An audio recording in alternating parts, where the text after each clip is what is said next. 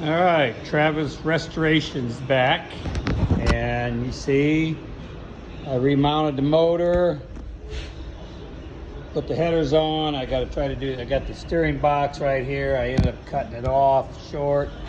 Gonna have a knuckle that's gonna come out and then go up into that hole right there.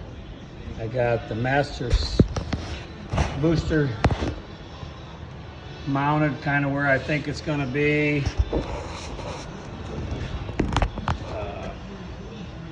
Inside,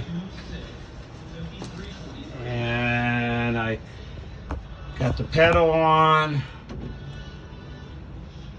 and that worked out really nice. Put a plate on the back here, and we're moving along. So next step will be getting the steering hooked up, and we'll see how that works.